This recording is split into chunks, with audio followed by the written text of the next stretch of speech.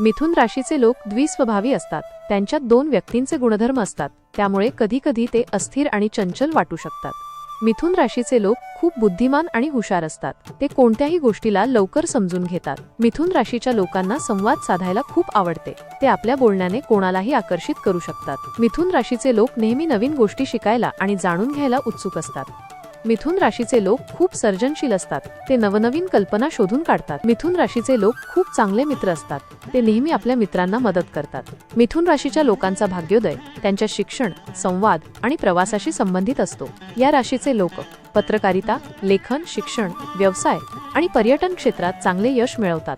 मिथुन राशीच्या लोकांसाठी 25 ते 32 वर्षे आणि 40 ते 48 वर्षे या वयाचा काळ खूप भाग्यशाली असतो. मिथुन राशीचे लोक बुद्धिमान, हुशार आणि संवाद साधण्यात चांगले असतात. ते त्यांच्या बोलण्याने कोणालाही जिंकू शकतात. त्यांच्यासाठी शिक्षण, संवाद आणि प्रवासाशी संबंधित क्षेत्रात यश मिळवण्याची शक्यता जास्त असते.